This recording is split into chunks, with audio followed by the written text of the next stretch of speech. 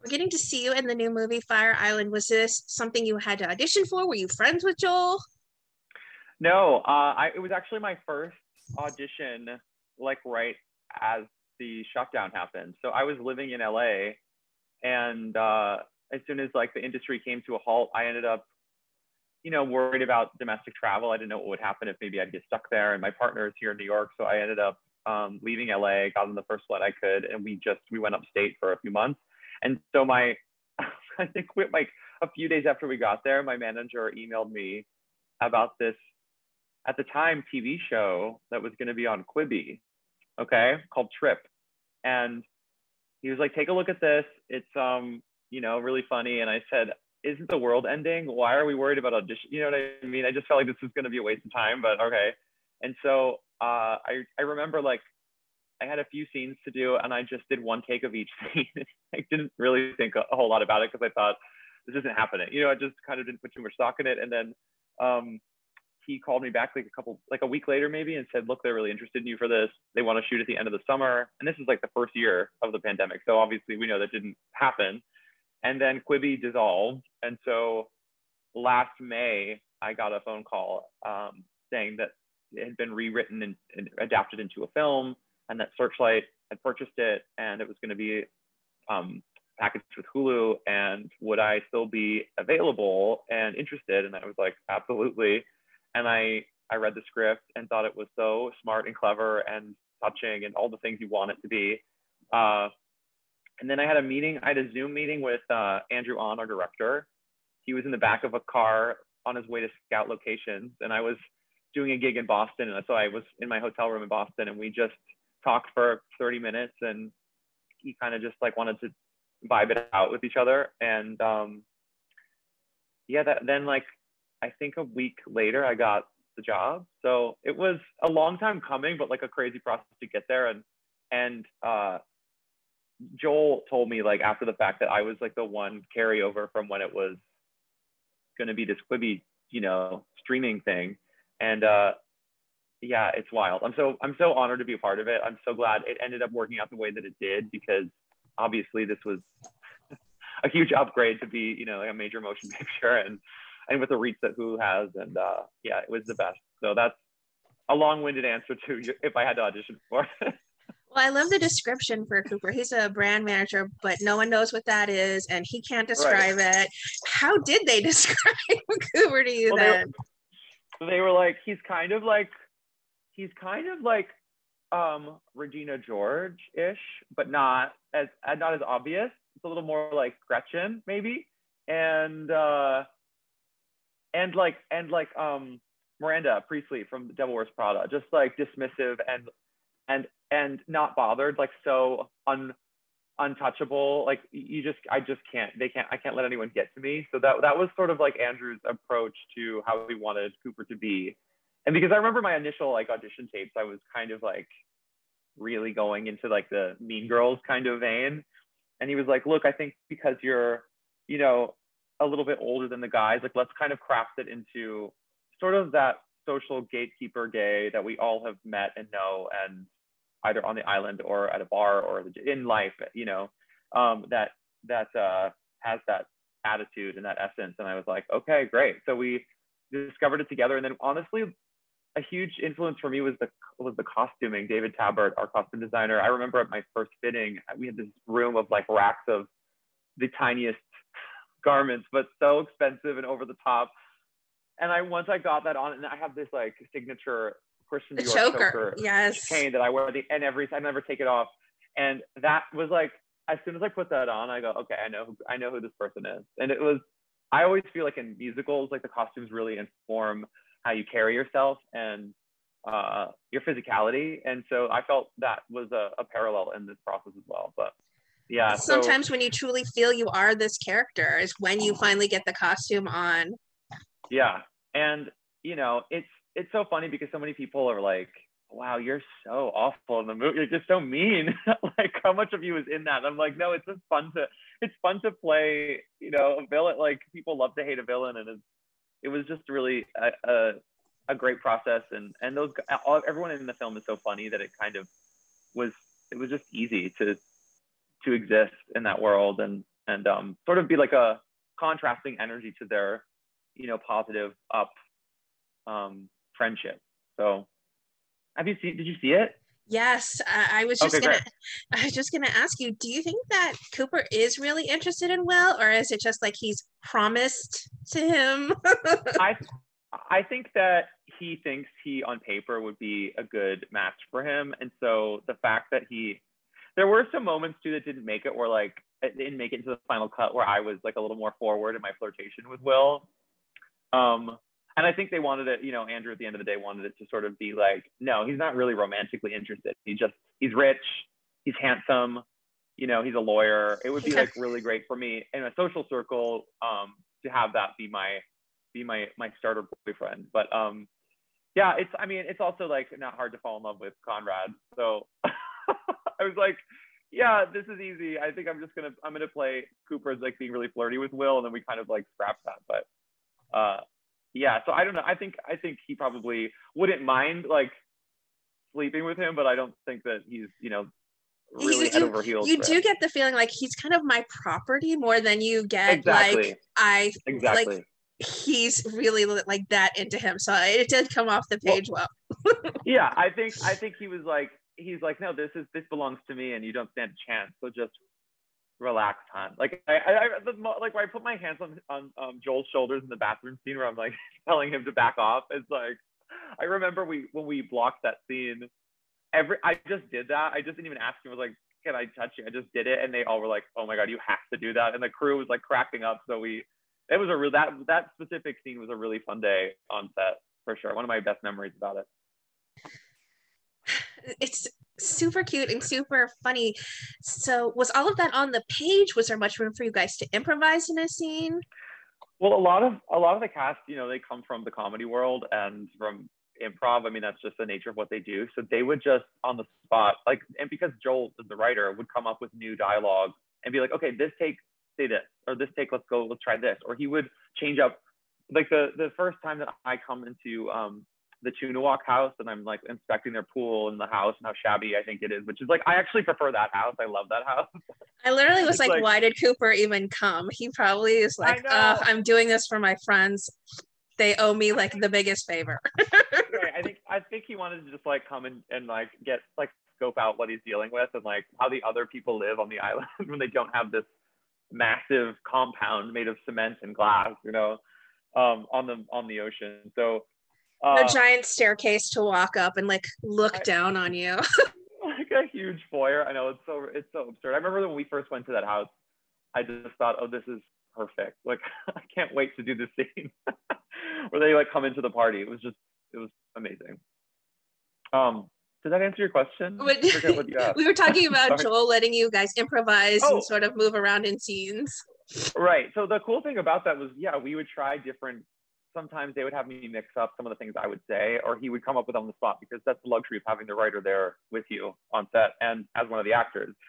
And also he and Matt Rogers and Bowen, and I mean, and Margaret, because they just are such like comedic titans, they just would like go and let them do their thing. It would be sort of like intros and outros of things, or like Margaret, some of the stories she would tell at the dinner scene were actually her stories. And it was such a treat. That was an amazing night too, that dinner scene. Oh my goodness. Margaret Cho is an icon, and to have her just chatting with us and holding court was so surreal. The crabs story. I mean, my next question was just going to be, how do you all A, keep it together, and B, who wasn't able to keep it together the most? Because if those were real stories from Margaret, I feel like you'd have to cut and just not cry with laughter. Yeah, I mean, that's a lot of what the reactions I feel like are so authentic, because we would just be hysterical. And I, of course, I'm supposed to be disinterested and like on my cell phone, like not paying attention to half of this stuff. So I would literally be biting my tongue, trying not to laugh. In the scene when they're playing Heads Up, I'm like in the back, like on my phone. I was just like, oh my, Tomas and Matt just screaming and impersonating Marissa Tomei for Conrad. It just was hilarious. We all would cry laughing, and it was just, you get an essence of like how close we were and how much fun we had, because it's so true to life. It's like what we were doing in the film. It just was the existence on the island, shooting this. So it was awesome. Well, those then have to be some of your most memorable, or at least some of your favorite scenes to film. Or was there others that really truly stand out and maybe hold a special place in your heart? Or maybe there were moments where you guys just couldn't keep it together and you're like, okay, that was chef kiss. Yeah, I mean, there were like a couple of moments where, like, I would give a glance to Howie and Noah, Joel and Bowen, and Bowen would actually start laughing at me because like the face that I made at them, and he would like, I'm making Bowen laugh, like, are you kidding me? So yeah, the whole process. But I will say, after our first table read, it was the first time that the whole cast was assembled together, and the first time that we read through it.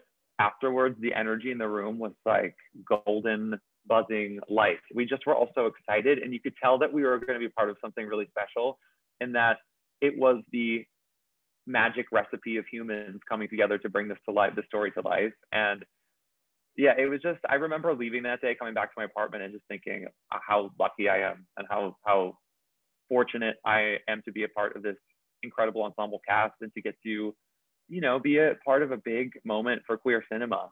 It really, that's the day that it really hit me. And then seeing it, I went to a screening in DC, I think like 2 weeks ago. They sent me there, and it was an all gay audience, right? Which is our intended audience, even though it's accessible, I think, to anybody that loves a good rom-com.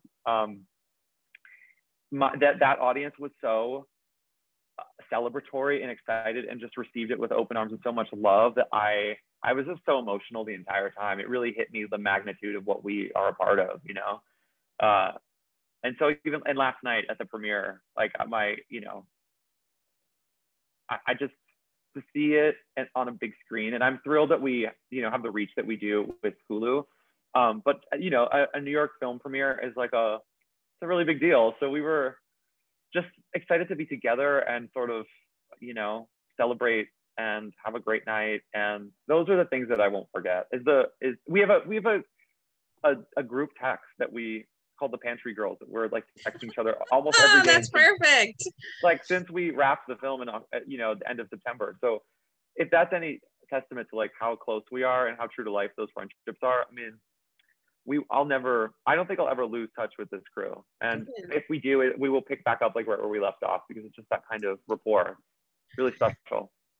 And you are a part of social media, so I can imagine today you've been getting an overwhelming amount of love and influx of messages from people who are either telling you stories or sharing their love and appreciation for the film. How does that make you feel? I feel so fortunate that it's being embraced the way that it is, and that so many people are seeing it and have been excited to see it.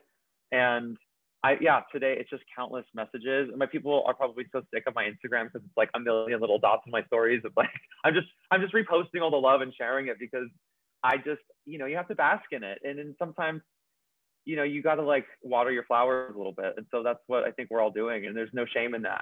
We're really proud of it. And, you can't worry about anything except like, your personal satisfaction with it. Exactly. And we're proud of it, and we're just thrilled that it's being so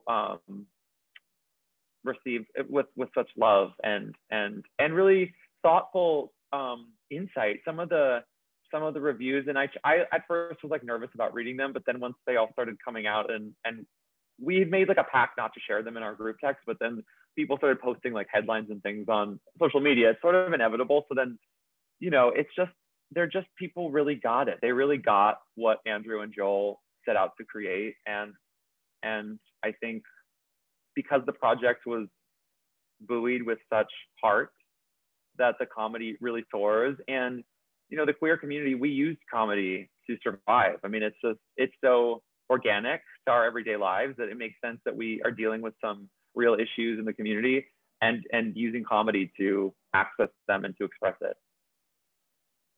I mean, and it's such a great counterbalance too, to where that barrier gaze trope where in TV these days, a lot of LGBTQ stories are being canceled or sort of not getting additional seasons and things like that because of it. This is such a beautiful way to celebrate the community. And I think that's what people also appreciate is that here's Hulu now really putting this beautiful story that's really it's just a rom-com up front, and I Right. love that it's an LGBTQ2 plus celebration, and I think that people are Right. really just enjoying that finally, that it's embraced by a streaming network, and here's to many more to come. Yeah, absolutely. What do you hope people take away then from watching Fire Island? I hope that they want to go on a great vacation with their group of friends, because that's really like what it's all about, is that it's what an adventure will do for a friend group. It really, I think, brings you together. I also want people to feel like they can celebrate their individuality, that if you lean into who you are and really stand in your authentic self, that you're going to attract other people that are like that and that will support you for who you are. I really think that is just a huge part of this film. And not trying to like change or fix anybody, like just accepting them as they are. I think that's a huge theme. But also, my mom has seen it, and she is such a supporter of mine, and has been so progressive and accepting of me since I came out to her when I was a kid. And after watching it, she was like, it made me think differently, even just about my reactions to things. Like, she wanted to share this movie with her friend group, right? And so her initial reaction after watching it, because there are some like R-rated moments, and she thought, oh, should I warn them? And she goes, even the fact that I had that first like knee-jerk reaction that I have to warn someone about this, she's like, how many straight rom-coms have you sat through where I didn't warn you there was going to be heterosexual sex present? Like, it's just, but it's like it's a nature, it's a part of her generation. And also, I think the fact that she was able to have that insight after watching it, it's huge. And I think if it does something like that for people too that aren't part of the, immediately part of the LGBTQ community, that's also massive. I felt like such a special moment for my mother to like have that realization and self-reflection and move forward from that, to think, I don't have to give like a precursor or like a warning. It's like, my son's in this film. It's a hilarious rom-com. It's touching.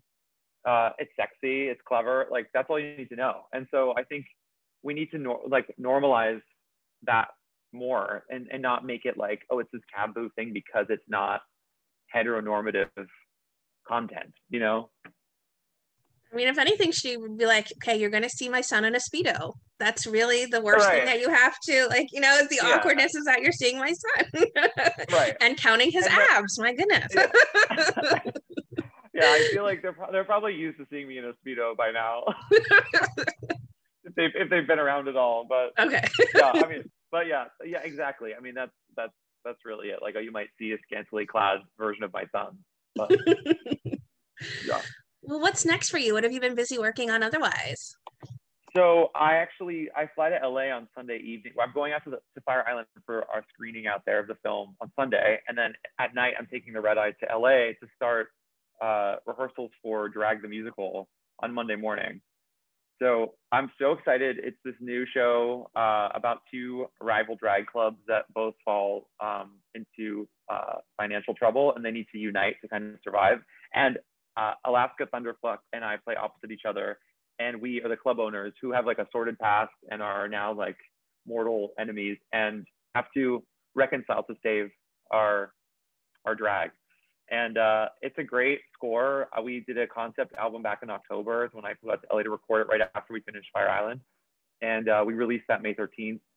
And it's really fun and eclectic. It kind of gives me like a Rocky Horror energy. And it's like, the songs are all, it kind of like covers everything. There's like really poppy tunes. There's like, it's just an eclectic mix. It's like the Green Day moments, like Sex Pistols, everything in a blender, and then musical theater. So I'm excited to step back into the drag world after all these years. And and Spencer Liff is directing and choreographing it, who's a longtime friend and collaborator of mine.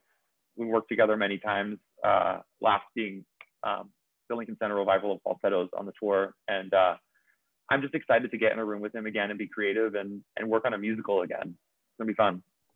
I was gonna say, I'm so excited to hear you back on the stage. That's such Yeah. a wonderful step, and it's great because everything had been so closed off for so long with everything in the Yeah. pandemic. So I'm glad to see you getting to step back into something you truly love as well. Me too. Thank Any you. chance we'll be hearing a personal album or EP from you in the near future? Yeah, it's something that I've really wanted to do for a long time, and I feel like I just sort of thought, like, who would want this, or like, why would I don't know. It's like, you get in your head and you make excuses not to do something, and so I think that was getting in my own way of making that happen. But it's something in the last year that I've said, okay, this is something I really want to do for myself, and whether it be original music or covers or musical theater songs, like, and reorchestrated or a different thing. But I feel like I'm going to do it because it's just something I'll regret if I don't. And I'm meeting more people in the music world too that I think are maybe eager to collaborate on something together. So it's going to happen eventually. Yeah. I expect you'll work very hard on it and do everything you love, because if that's a passion project, you've got to make it come true. And of course, you'll put every ounce of love in it. Yeah. Thank you. Well, what would you like to say then to everyone who are fans and supporters of the wonderful work you do, whether it's on our screens or in our theaters? I just want to say thank you. I've been really fortunate to have a fantastic career, do more things than I ever anticipated. And I'm so happy that people are interested in and have come along the journey with me, and it means the world. And I'm so thankful that people are seeing this movie, and go watch it on Hulu because it came out today. And just keep tabs on what's next with Drag the Musical. Hopefully you'll see me on a stage soon. Is there a website or anything where people can go to pre-order tickets yet, or anything? So we're doing June 10th and 11th presentations at the Bourbon Room in Los Angeles and Hollywood. So you can go to the Bourbon Room's website and get tickets.